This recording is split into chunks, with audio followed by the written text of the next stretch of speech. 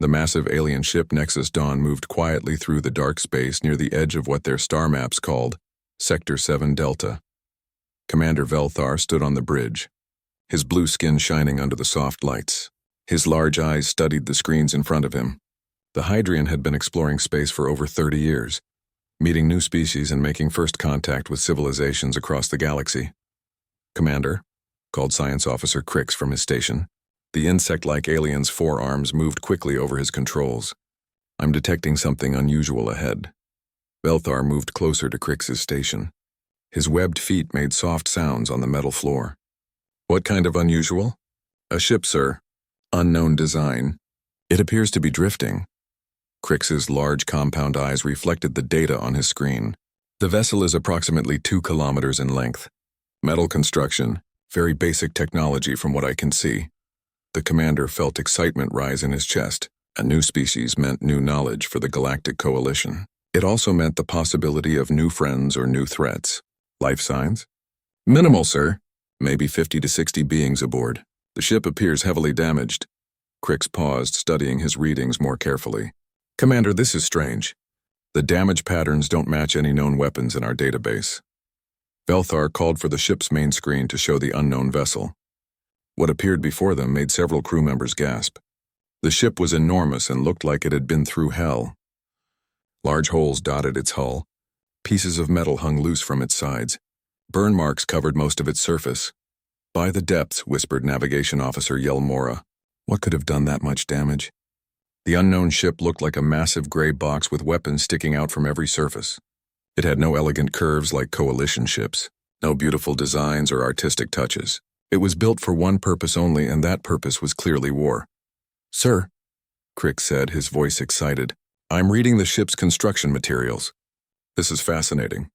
They use basic steel alloys, primitive chemical explosives. Even their weapons appear to be projectile-based. Kinetic rounds instead of energy weapons." Velthar nodded slowly. This was exactly what they expected from a new species. Most civilizations went through similar development phases. First, they learned to work with metals. Then they discovered chemical reactions for explosives. Finally, they moved to energy-based weapons and faster-than-light travel. This species seemed to be somewhere in the early stages. "Can we identify the species?" the commander asked. "Not yet, sir. The ship's design is unknown to our databases, but based on the construction and technology level, I estimate they achieved spaceflight recently, maybe within the last 100 years. The communication officer, a tall gray being called Neth, looked up from his station. "Sir, I'm not detecting any distress signals. The ship appears to be on a drift trajectory. No active engines." Velthar considered their options. The Coalition had strict rules about first contact. They were supposed to wait for peaceful contact from new species. But if the ship was in trouble, they had a duty to help. The fact that it showed such heavy damage suggested the crew might be dying. "Crix, run a full scan of their technology. I want to know what we're dealing with before we make contact." The commander moved to his chair and sat down. "Neth, try to open a communication channel. Use the standard first contact protocols." For several minutes, the crew worked quietly. Crix's station hummed as it processed the scan data. Neth tried multiple communication frequencies, hoping to reach the unknown ship. The rest of the bridge crew watched the damaged vessel on their main screen. "Sir," Crix said finally, "the scan is complete. This is definitely a primitive species. Their weapons are chemical-based projectiles. Their power source appears to be some kind of controlled nuclear reaction. Very basic compared to our fusion drives. Any response to our communications?" Velthar asked. Neth shook his head. "Nothing, sir. Either their communication system is damaged, or they don't have the technology to receive our signals." Velthar made his decision. "Prepare a boarding party.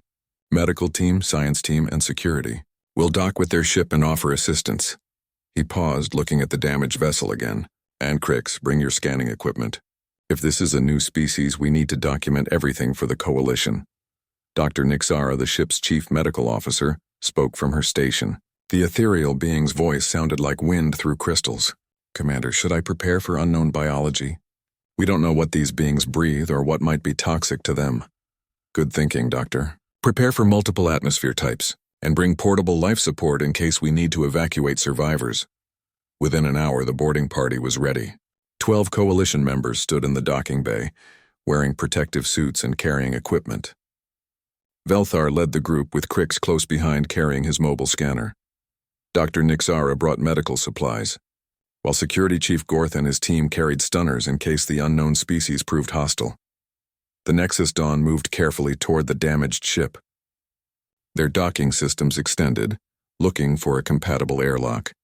It took several attempts, but finally, they achieved a seal with what appeared to be a maintenance hatch on the ship's side. Atmospheric readings show oxygen-nitrogen mix, reported the boarding team's technician. Similar to human-class planets. Gravity appears to be standard as well. Velthar felt relief. At least they wouldn't need heavy environmental suits. Open the airlock. The hatch opened with a hiss of equalizing pressure. Stale air flowed out carrying strange smells. Metal, smoke, something that might have been blood, and underneath it all, an odd scent that none of them could identify. The corridor beyond was dark. Emergency lighting cast red shadows on metal walls. The Coalition team moved forward carefully, their lights cutting through the darkness. Everything they saw confirmed their initial assessment. The ship was built for function, not beauty. Pipes and cables ran along the walls without any attempt to hide them. The floors were simple metal grating. "This way," Crix whispered, consulting his scanner. "I'm detecting the strongest life signs toward the center of the ship." As they moved deeper into the vessel, Velthar began to feel uneasy. The damage was worse than it had appeared from outside. Entire sections had been destroyed. Blast marks covered the walls. In some places, the metal had melted and reformed into strange shapes. "Commander," Dr. Nixara said quietly, "these beings fought something terrible, and somehow they survived." The Coalition boarding team moved deeper into the unknown ship. Their footsteps echoed in the damaged corridors. Velthar noticed that despite the heavy damage, the ship's basic systems still worked. Emergency power kept the lights on. Life support continued to function. The artificial gravity remained stable. "Impressive engineering," Crix muttered, running his scanner over a damaged wall panel. "Their backup systems are very robust. Most ships would have lost all power after this much damage." They reached what appeared to be the ship's medical bay. Through a thick window, they could see several beings lying on beds. The aliens looked similar to many species in the Coalition. 2 arms, 2 legs, 1 head. They had no fur or scales, just smooth skin in various shades of brown and pink. "Bipedal humanoids," Dr. Nixara observed. "Carbon-based from the look of them. They appear to be unconscious." Velthar studied the sleeping beings. They were smaller than most Coalition species, but they looked solid and strong. Even unconscious and injured, something about them suggested toughness. "Can we enter safely?" Dr. Nixara checked her readings. "The atmosphere is compatible.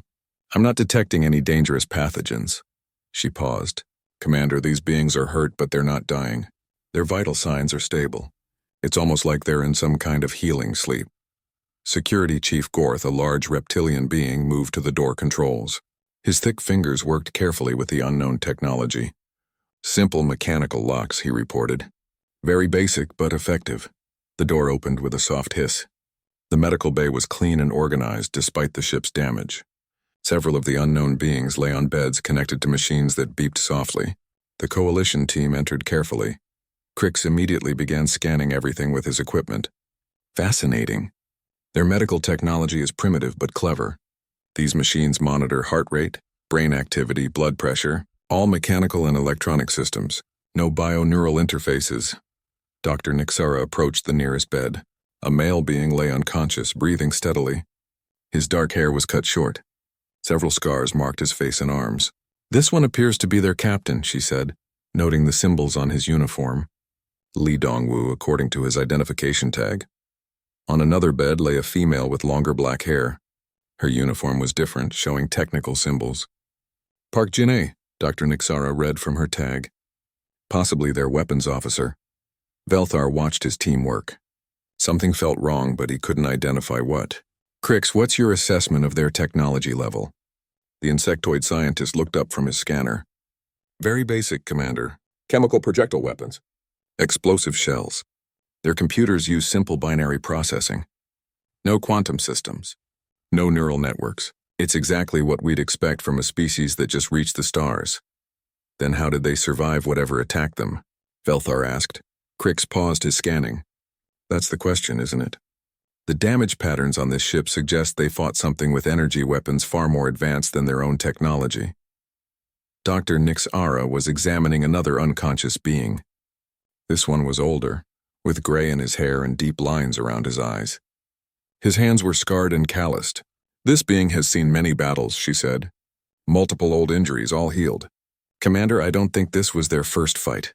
Security Chief Gorth had been exploring the medical bay. He stopped at a wall display showing the ship's status. The symbols were unknown, but the red and green indicators were easy to understand. "Commander, look at this. Most of their ship systems are damaged or destroyed, but they're still alive, still functioning." Velthar joined Gorth at the display. Even without understanding the language, the damage report was clear. Weapon systems heavily damaged, engines offline, life support running on backup power, hull integrity compromised in multiple sections. "How are they still alive?" he wondered aloud. "Sir," called Dr. Nixara from across the room, "I'm trying to access their medical records, but there's something strange. These beings all have enhanced healing factors, not natural ones.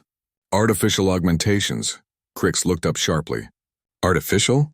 What kind?" "Nanomachines in their bloodstream. Genetic modifications to their immune systems. Synthetic hormones that accelerate healing." Dr. Nixara's voice carried concern. "Commander, they've modified themselves for war." The team fell silent. This changed everything. Species that modified themselves for combat were usually either desperate or extremely aggressive. The Coalition had encountered both types before. Neither encounter had ended well. "Keep scanning," Velthar ordered. "I want to know everything about these beings before they wake up." Crix moved to a computer terminal and began trying to access the ship's database. His translator worked slowly with the unknown language. "I'm getting some information, Commander. This ship is called the Soul's Pride. It's part of something called the Earth Defense Fleet." "Earth?" Velthar repeated. "That must be their home planet." "Yes, and sir, they have more ships, many more. This appears to be just one vessel in a much larger fleet." Crix's compound eyes reflected worry. "Commander, I'm finding battle records. These beings have fought wars against multiple species, and they've won most of them." Dr. Nixara looked up from her patient. That would explain the modifications. They've been at war for a long time. Gorth had found the ship's weapon storage. "Commander, you need to see this." His voice was tight with concern. Velthar followed the security chief to a secured room filled with weapons. They were exactly what Crix had described, primitive chemical projectiles. But the quantity was enormous. Thousands of rifles, boxes of ammunition, explosives of every type, melee weapons ranging from simple knives to powered swords. "This is enough equipment for an army," Gorth said. "Why would a ship carry so many weapons?" Crix joined them, his scanner beeping rapidly. "Commander, I'm detecting weapons throughout the ship, hidden in walls, under floor panels, in ceiling spaces. This entire vessel is designed for combat. Not just space combat, close quarters fighting." Dr. Nixara's voice came over their communicators. "Commander, I think some of them are starting to wake up. Their brain activity is increasing." Velthar hurried back to the medical bay. The being identified as Li Dongwu was showing signs of consciousness. His eyes moved under closed lids. His breathing was changing. "Should we try to communicate?" Dr. Nixara asked. Before Velthar could answer, another being stirred. The female called Park Jinne opened her eyes slowly. For a moment she looked confused.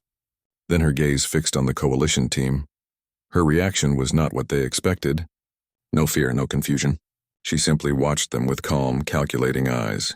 Her hand moved slightly toward what Velthar now realized was a weapon hidden in her uniform. "Careful," Gorth warned, his hand moving to his stunner. Park Jinne spoke in a calm voice. The words were unknown, but her tone was clear. She was asking questions, direct military questions. Dr. Nixara activated her translator. After a moment, the device began converting the unknown language. "Who are you? How many of you are there? What do you want with our ship?" Velthar stepped forward, raising his empty hands in a peaceful gesture. "We are friends. We found your ship damaged. We came to help."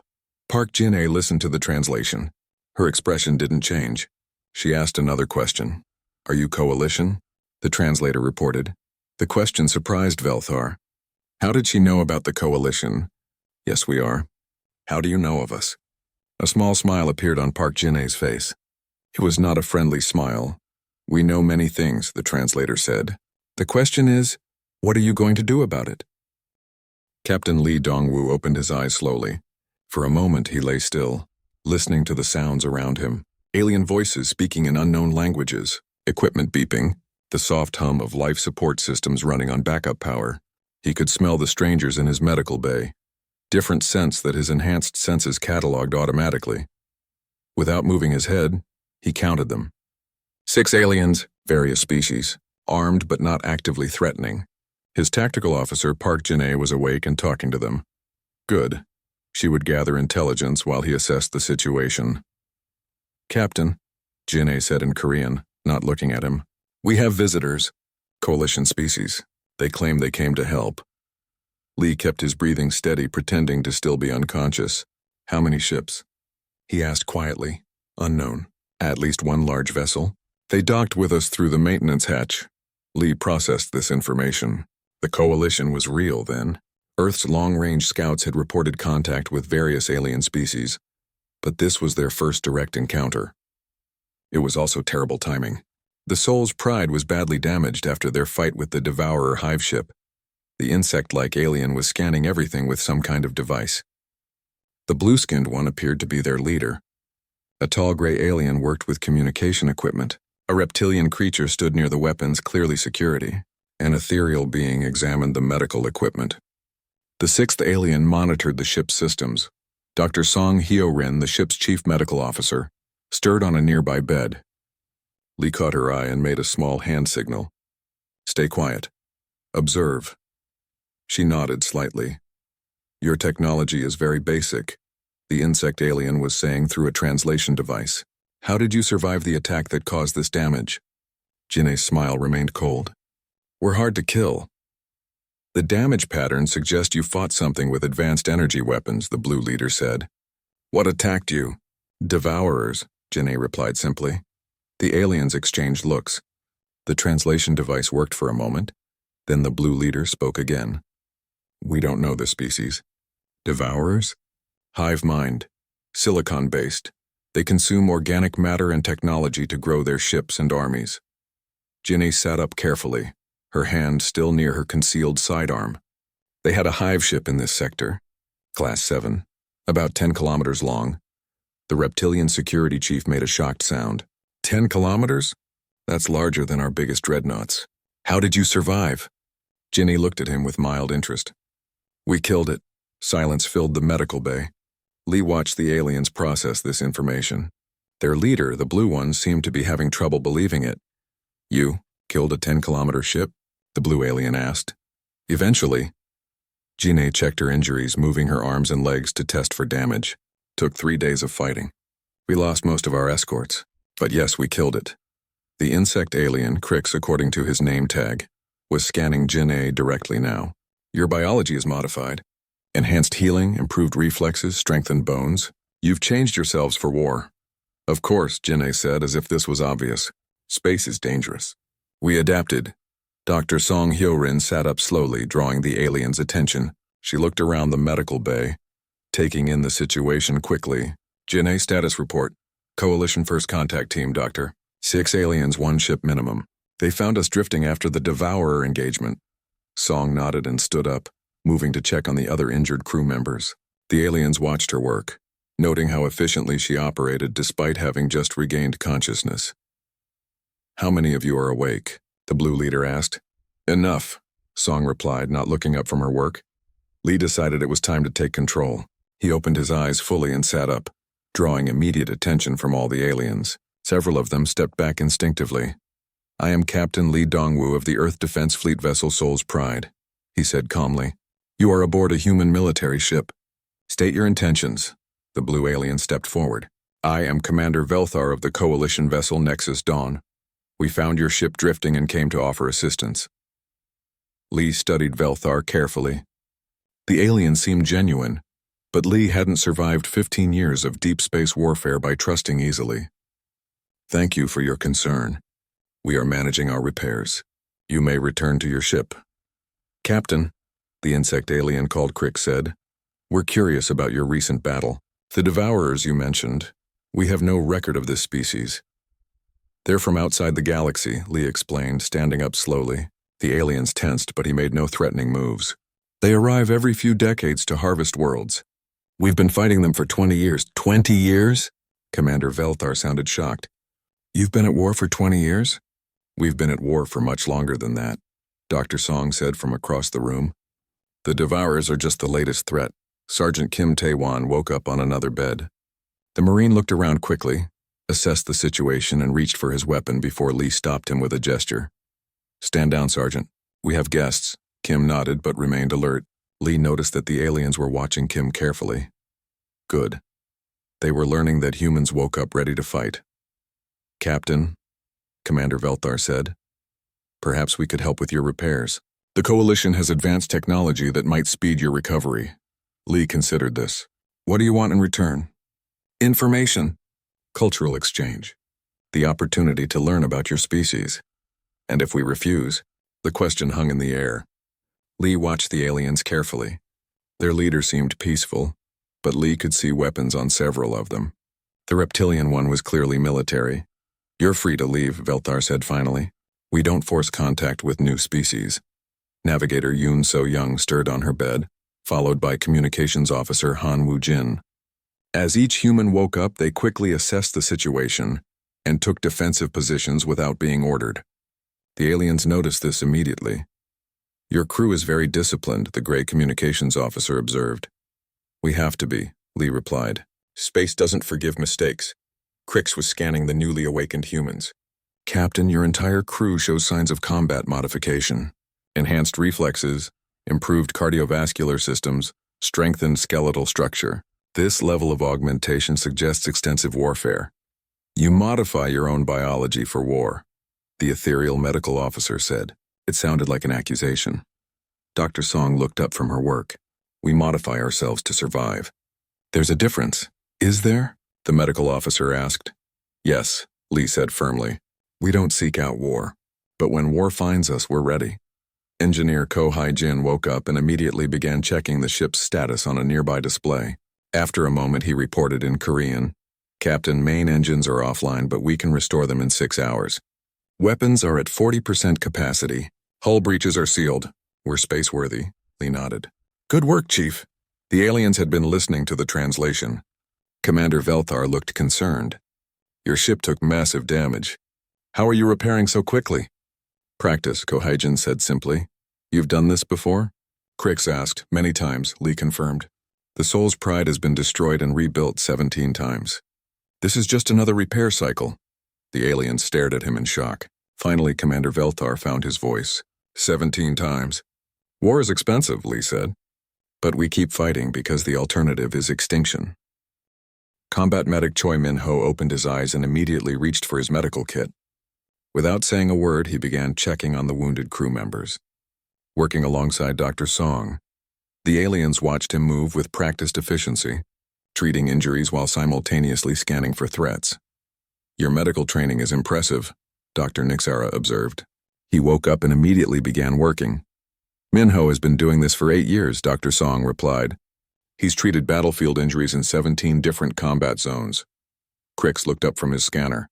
Captain Lee, I'm curious about your ship's construction. The armor plating is basic steel alloy, but it's incredibly thick, much thicker than necessary for normal space travel. Lee nodded toward Engineer Ko Hai-jin, who answered, Our ships are built to ram enemy vessels when necessary. The armor has to withstand kinetic impact at high speeds. Ram enemy ships? Security Chief Gorth asked.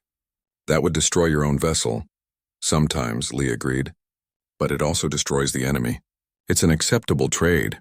The aliens exchanged worried glances. Commander Velthar stepped closer to Lee. Captain, may I ask how many ships Earth has? That information is classified, Lee replied politely. Could you give us a general idea? Hundreds, thousands? Lee considered the question. Commander, Earth's defense fleet has enough ships to protect our interests. That's all I can tell you. Private Jung Min-soo woke up with a start, immediately reaching for his rifle before recognizing the situation. The young soldier was barely 20 years old, but his eyes held the hardness of someone much older. Status, Private? Sergeant Kim asked. Ready for orders, Sergeant, Min-soo replied, noting the aliens but showing no fear. Dr. Nixara studied the young human. This one is very young, but his brain patterns show extensive combat experience. How is this possible? Minsu joined the fleet when he was 16, Lee explained. He's been fighting for 4 years. By your standards, he's still a child. By our standards, he's a veteran. You send children to war? The ethereal being asked, her voice showing shock. We send everyone to war, Dr. Song said grimly. When survival is at stake, age becomes less important than ability. Intelligence Officer Bae Soo-jin sat up slowly on her bed. Unlike the others, she had been awake longer than anyone realized. She had been listening, learning, and planning. The aliens hadn't noticed because she controlled her vital signs perfectly. Captain, she said in Korean, I've been monitoring their communications. Their ship has a crew of 200. Standard coalition vessel. Moderate weapons, diplomatic mission profile. They have backup ships 2 days away. Lee nodded slightly. Assessment? Peaceful contact attempt. They're genuinely curious about us, but they're also gathering intelligence for their government. Standard first contact protocol. The aliens had been listening to the translation with growing concern. Commander Velthar looked at Soo-jin carefully. You've been awake longer than you appeared, haven't you? Soo-jin smiled. I've been awake since you entered our ship, Commander. Standard intelligence gathering procedure when encountering unknown species. You were listening to our private communications? Crix asked. Of course. Your translation system works both ways. While you were learning our language, we were learning yours. Soo-jin sat up fully, no longer pretending to be injured. Your ship is the Nexus Dawn, crew of 214. Your mission is scientific exploration and first contact. You have backup from the vessel Star's Edge and Voidwalker, currently 47 hours away at standard coalition speeds. The aliens stared at her in shock. Security Chief Gorth moved his hand toward his weapon. How do you know that? Your communication systems aren't encrypted against human intelligence methods, Soo-jin explained calmly. We've had several hours to learn about you. Communications Officer Han Woo-jin stood up and moved to a wall panel. He input several commands, and suddenly the medical bay filled with sound, recordings of the aliens' private conversations from their own ship. This is impossible, Commander Velthar said. Our communications are secured. Secured against coalition technology, Han corrected. Human signals intelligence developed independently. We use different methods. Lee watched the aliens process this information. They were beginning to understand that humans weren't as primitive as they had assumed. Commander, you've been studying us. It's only fair that we study you. But how did you access our systems so quickly? Crix demanded. Engineer Ko Hei-jin looked up from the ship's status display.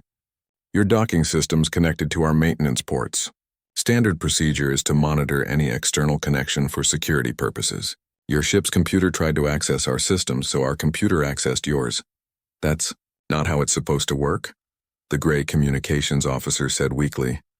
It worked exactly as designed, Ko replied. Our systems are built to gather intelligence on any ship that connects to us. Defensive programming. Dr. Nixara looked around the medical bay with new understanding. You've been preparing for this moment. First contact with alien species. You knew we would come eventually. We've been preparing for many possibilities, Lee confirmed. First contact. Trade negotiations. Cultural exchange. Intelligence gathering. Warfare. Warfare? Commander Velthar asked. Of course, Lee said matter-of-factly. Not all species are peaceful. The Devourers certainly weren't. The Crystalline Hive wasn't either, nor were the Machine Collective or the Shadow Fleet.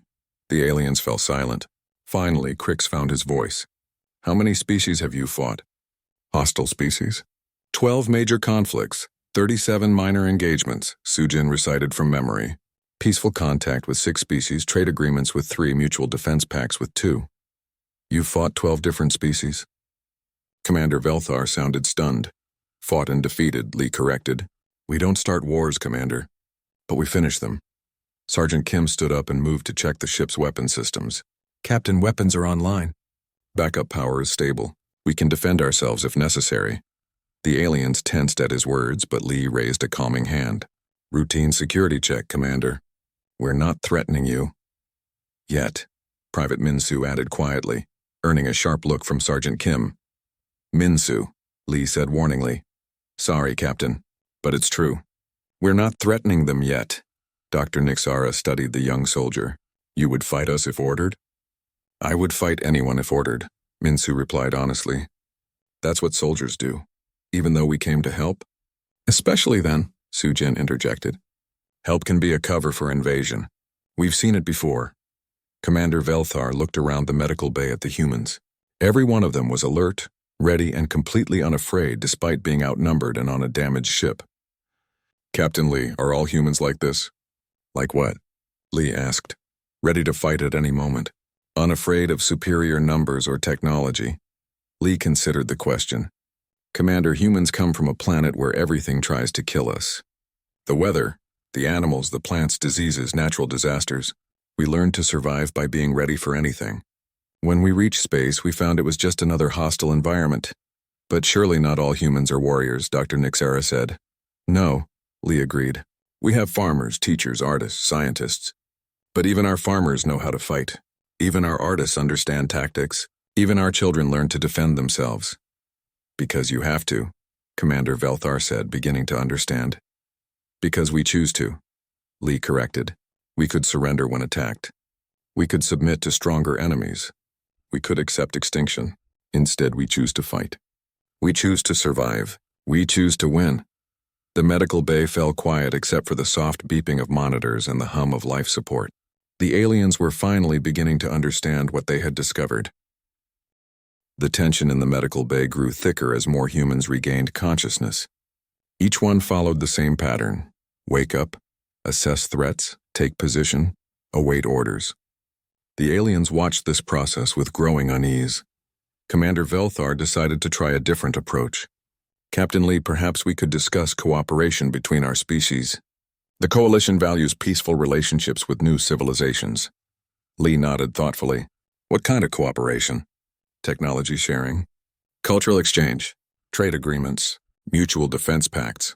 Interesting, Lee said. Sujin, what's your assessment? Intelligence Officer Bei Sujin had been quietly studying the aliens while monitoring their ship's communications. Standard Coalition expansion protocol, Captain. They make contact, establish relations, gradually integrate new species into their political structure. Integration? Lee asked, looking at Commander Velthar. Partnership, Velthar corrected quickly. The coalition is voluntary. Species maintain their independence while benefiting from shared resources and knowledge. Like the Altarian Commonwealth? Sujin asked casually. The aliens froze. Crix's scanner nearly slipped from his hands. How do you know about the Altarians? We know many things, Sujin replied with a small smile. The Altarians were an independent species that joined the coalition 50 years ago. Today their government follows coalition directives. Their military serves coalition interests. Their resources support coalition expansion. That's not how it happened. Commander Velthar protested, isn't it? Dr. Song looked up from treating a wounded crew member. Sujin, share what we've learned. Sujin stood and moved to the wall display. With a few quick commands, she brought up information that made the aliens step back in shock. Detailed files on coalition species, government structures, military capabilities, and expansion patterns. We've been monitoring coalition communications for 15 years, Sujin explained. Long-range observation posts on the edge of your territory. We know about your 17-member species. We know about your expansion policies. We know about species that refuse to join. The Valdris cluster, Communications Officer Han Wujin added, refused coalition membership 8 years ago. Suffered mysterious supply shortages and pirate attacks until they reconsidered. The Kalani Republic, Engineer Kohei Jin continued, maintained independence for 3 years after first contact. Then their star system experienced technical difficulties with their fusion reactors. Coalition engineers helped repair them, along with installing new monitoring systems. The Thraxi Empire, Sergeant Kim finished, powerful military advanced technology, refused all coalition offers, suffered devastating plague that destroyed 70% of their population. Coalition medical assistance came with certain requirements. Commander Velthar's blue skin had paled considerably. You think the coalition caused those disasters? We think the coalition benefits from them, Lee said calmly. Whether they cause them or simply take advantage, the result is the same. Dr. Nixara looked confused. But we're explorers, scientists, diplomats. We seek peaceful contact. You're the first wave, Sujin explained patiently. Peaceful contact, cultural exchange, technology sharing. Then come the economic advisors. Then the military cooperation agreements. Then the integration protocols. You make it sound sinister, Crix protested. The coalition brings peace and prosperity to the galaxy. For whom? Private Minsu asked. The core coalition worlds? Or the new members who provide resources and soldiers for your expansion? The young soldier's question hung in the air. The aliens had no immediate answer. Security Chief Gorth tried to regain control of the conversation. Even if your accusations were true, what choice do you have? Your technology is primitive. Your numbers are small. You can't stand against the coalition if we decided to take action. The humans looked at each other and smiled. It was not a friendly expression. Chief, Sergeant Kim said, how many ways could we take control of their ship? Engineer Kohei-jin pretended to think. Well, we're already monitoring their computer systems. I could overload their fusion reactors, disable their engines, or shut down life support. That's 3 ways. I could introduce a virus into their communication systems, Han added. Disable their ability to call for help or coordinate their crew. That's 4. Their docking clamps are under our control, Ko continued. I could detach them while they're still aboard, stranding their boarding party here. 5. I know their ship's layout now, Sujin said. Ventilation shafts, service corridors, emergency exits. 6 ways to infiltrate and capture key areas. Their weapons are energy-based, Kim noted. EMP grenades would disable them completely. 7. Chemical weapons in their air system, Dr. Song said clinically. Non-lethal but effective. 8. Kinetic projectiles through their hull, Minsu suggested. Their shields aren't designed for old-fashioned bullets. 9. Ramming, Ko finished. Even damaged, we outmass them by a factor of 4. 10 ways. Commander Velthar stared at them in horror. You planned all of this while pretending to be unconscious? We planned this while you were scanning our ship, Lee corrected. Standard defensive protocols for unknown contact situations. But you're injured. Your ship is damaged. We outnumber you. Numbers don't matter when the enemy doesn't know they're under attack, Sujin explained. Your crew thinks they're on a peaceful mission. They're not prepared for combat. We've been ready to fight since you docked. Dr. Nixera looked around the medical bay with new eyes. The humans who are still unconscious, they're not really unconscious, are they? Some are, Dr. Song admitted. But not all. We have protocols for situations like this. As if summoned by her words, Engineer Park So-jin opened her eyes on a nearby bed. She had been listening to everything, analyzing the aliens' technology through their equipment emissions. Captain, their ship's computer architecture is similar to Valdris designs. I can establish control in 30 minutes. Understood, Lee replied. Continue monitoring. The aliens were beginning to understand that they had walked into a trap. Every human they thought was unconscious might be listening. Every system they thought was secure might be compromised. Every advantage they thought they had might be an illusion. This is impossible, Crix whispered. Your technology is primitive. How can you outmaneuver us so easily? Because you assume primitive means inferior, Lee explained. Our technology is simple, but it's designed by warriors for warriors. Every system has 3 backup plans. Every plan has 5 contingencies. Every contingency assumes the worst possible scenario. We don't just prepare for war, Sujin added. We prepare to win wars against enemies who think they're superior to us. Commander Velthar realized the true scope of their situation. The coalition? You've been planning for us specifically. Among others, Lee confirmed. Sujin, show them the files. Sujin brought up detailed battle plans on the wall display. Plans for fighting coalition ships. Plans for defending Earth from coalition fleets. Plans for striking coalition worlds if necessary. 47 different scenarios for coalition contact. Sujin explained. Peaceful cooperation. Economic pressure. Military intimidation. Full-scale invasion. We have responses prepared for all of them. This is madness, Dr. Nixara said. You can't fight the entire coalition. We don't want to, Lee replied honestly. But if we have to, we will. And we'll win. How can you be so confident? Because we've done it before, Private Minsu said simply. 12 species thought they were superior to us. 12 species learned otherwise. The medical bay fell silent except for the quiet sounds of the ship's systems. The aliens finally understood what they had discovered. Not a primitive species to be guided and controlled, but a race of warriors who had been preparing for this moment for years. Commander Velthar made a decision that would change everything. Captain Lee, I think we need to have a different conversation,